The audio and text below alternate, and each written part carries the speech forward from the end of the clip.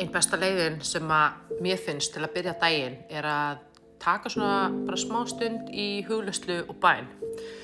Og þegar maður notar hugleiðslu og bæn þá bara gott að hafa, setjast niður í rónæði og bara draga djúpt andann og loka augunum þegar maður blæs frá. Bara leyfa sér að slaka á, leyfa sér að slaka vöðvunum í líkamanum. Og það sem mér finnst mjög gott að fókusa inn á við. Bara tengja mig við hjarta mitt, hvernig líður hjartanu mínu, eða tengja mig við sálina mína. Við erum öll með sál, við erum sál. Hún er svona kúla innan í líkamanum.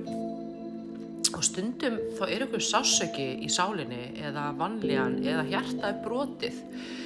Og það einhver neikvæð orka í hjartanu og það svo gott að geta tengt sig inn á við og nota hugleiðslu til þess að tengja sig inn á við, til þess að aftengja sig við efnisheiminn og allt þetta ytra áreiti og bara setja ásending. Nú ætla ég að skoða hjarta mitt eða nú ætla ég að skoða sálina mína. Bara, hvernig líður þér sál? Sálin er lifandi, hún er partur af þér og margir að burðast með vanlíðan og sársauka í sálinni sinni og þeir skynja það og þeir finna fyrir því, já, þetta lagðist á sálina, þetta leggst á sálina eða það er eitthvað myrkur í sálinni minni en veit ekki hvernig þeir geta hjálpa sálinni að líða betur.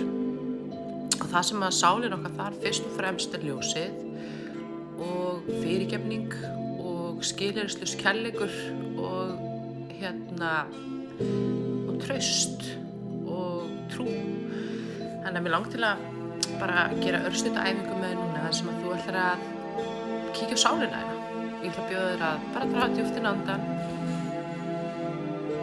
og þegar þú blæst frá þá lokar augunum og finnur hvernig þú svífur inn í þægilega himneska slökun, afslökun og þú tekur ákvörðun frá hjartanum að tengja við sálina þína.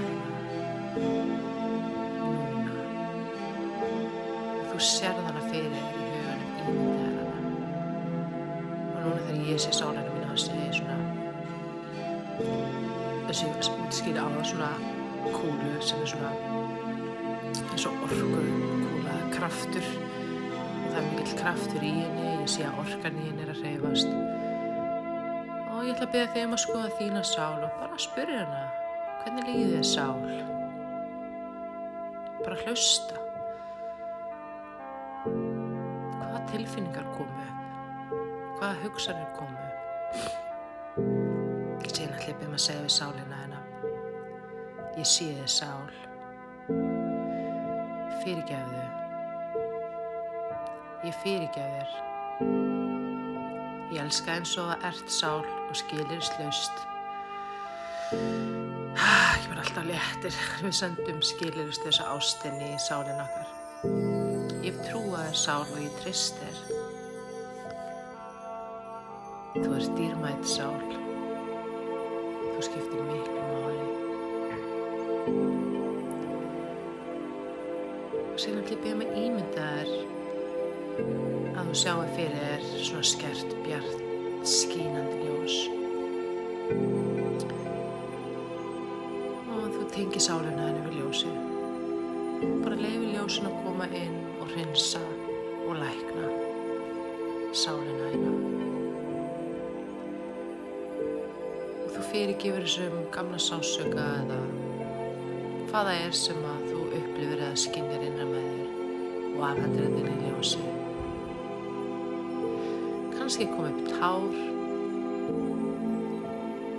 Þú finnur örugglega mjög mikið létti og þú finnur þessa ást og þessa væntumþykju í garð þinnar eigin sálar. Þú skynjar í hjartanu þínu hversu dýrmæt og mikilvæg og verða hún er. Vel gert. Þá máttu bara opna augun hægt og rólega. Þegar þú opnar augun þá finnur þú eitthvað magnað og stórkostlegt hefur gestina með þér og þú finnur að þér líður stórkostlega vel.